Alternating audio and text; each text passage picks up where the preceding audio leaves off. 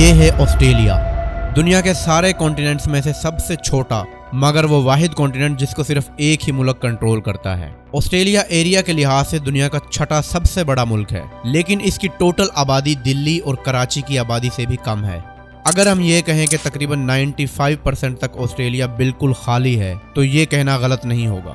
Australia کے centre میں بہت سارے ریگستان ہیں جن کے اندر بہت سارے راز پوشیدہ ہیں۔ ناظرین، امریکہ کی سیکرٹ بیسز کی جب بھی بات ہوتی ہے تو ایریا 51 کا نام ذہن میں ضرور آتا ہے، لیکن اگر CIA کی سیکرٹ بیسز کو دیکھا جائے تو ایریا 51 ان کے سامنے سمندر میں قطرے کے برابر ہے۔ آسٹریلیا کے اس ریگستان کے درمیان میں امریکہ کی سب سے بڑی فورن ملٹری بیس ہے جس کے بارے میں بہت کم لوگ جانتے ہیں۔ یہی وہ بیس ہے جہاں سے امریکہ پوری دنیا پر نظر رکھتا ہے، اور نہ صرف یہ بلکہ ویتنام وار سے لے کر افغان اور عراق وار میں بھی اس بیس کا بہت بڑا رول ہے۔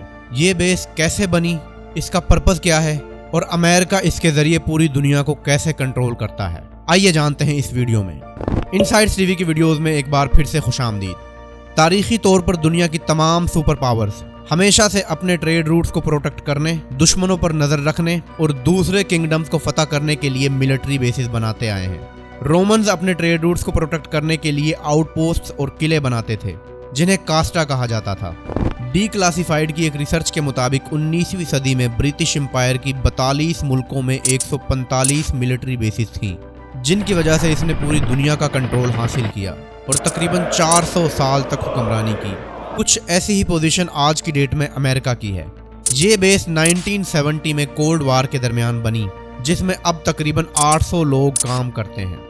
اگر آپ آسٹریلیا کے شہر ایلس سپرنگ سے 10 منٹ کی ڈرائیو پہ ساؤتھ ویسٹ کی طرف جائیں تو آپ کو ایسے وارننگ سائنز نظر آنا شروع ہو جائیں گے، اور ان سائنز سے آگے ایک ٹاپ سیکرٹ جوائنٹ انٹیلیجنس بیس ہے جو امریکن اور آسٹریلین گورنمنٹ مل کر چلاتے ہیں، اور اس کا نام پائن گیپ ہے۔ اس بیس کا آفیشیل کوڈ نیم پروجیکٹ رین فال ہے، اور اس کے پیچھے ایک بہت ہی مسٹیریس سٹوری ہے جس کے لیے ہمیں 1960s میں جانا پڑے گا۔ 1960s میں امریکہ اور سوویت یونین کے درمیان کولڈ وار میں کافی شدت آ گئی تھی، اور دونوں کنٹریز نے جیو پولیٹیکل ڈومیننس اور سرویلنس کے لیے انٹیلیجنس سیٹلائٹس اسپیس میں لانچ کرنا شروع کر دیے۔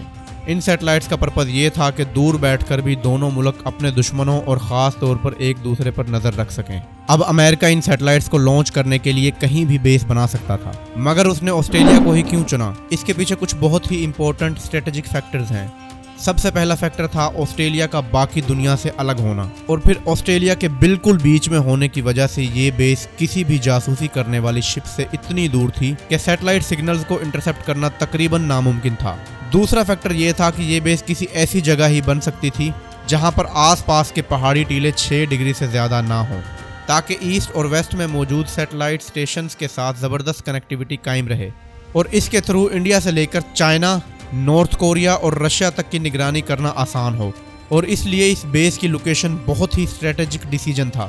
1966 میں آسٹریلین اور امریکن گورنمنٹ نے اس جوائنٹ انٹیلیجنس کی ٹریٹی سائن کی، اور پھر 1970 میں یہ بیس اسٹیبلش ہو گئی۔ لیکن یہ بیس بھی ایک بڑے انٹیلیجنس الائنس کا صرف ایک چھوٹا سا حصہ ہے جس کا نام ہے فائیو آئیز۔ فائیو آئیز اصل میں گوری چمڑی والے 5 ملکوں کے درمیان ایک انٹیلیجنس شیئرنگ الائنس ہے جس میں امریکہ، UK، کینیڈا، آسٹریلیا اور نیوزی لینڈ شامل ہیں۔ یہ الائنس ورلڈ وار 2 کے درمیان شروع ہوئی، اور پھر 1970 میں پائن گیپ کے آنے کے بعد ایک زبردست انٹیلیجنس شیئرنگ میکانزم بن گیا جس کے ذریعے یہ 5 ملک ایک دوسرے کے ساتھ ٹاپ سیکرٹ انٹیلیجنس شیئر کرنا شروع ہو گئے۔ اس الائنس کی کوریج افریقہ سے لے کر مڈل ایسٹ، اور پھر افغانستان، پاکستان، انڈیا، چائنا اور رشیا سے لے کر نارتھ کوریا تک ہے۔ پورے ایشیا، رشیا اور نارتھ کوریا کی ساری انٹیلیجنس اس پائن گیپ بیس کے تھرو کی جاتی ہے، اور اس ٹاپ انٹیلیجنس نے CIA کو دنیا کی نمبر 1 اسپائی ایجنسی بنایا ہے۔ لیکن یہاں ایک بڑا ہی انٹرسٹنگ پوائنٹ آتا ہے کہ پائن گیپ شاید اتنی بھی سیکیور نہیں ہے، کیونکہ رشین ایجنسیز کی آلریڈی اس پر کافی نظریں ہیں۔ اس چیز کا پتہ تب چلا تھا جب رشیا نے یوکرین پہ حملہ کیا، تو بہت سارے آسٹریلین ڈیفنس ایکسپرٹس نے وارننگز دیں کہ پائن گیپ پر نیوکلیر اٹیک کیا جا سکتا ہے، کیونکہ چائنا اور رشیا اس بیس پر ڈائریکٹ اٹیک کرنے کی کیپیبلٹی آلریڈی حاصل کر چکے ہیں۔ اس بیس کے بارے میں کافی مسٹیریس باتیں بھی مشہور ہیں۔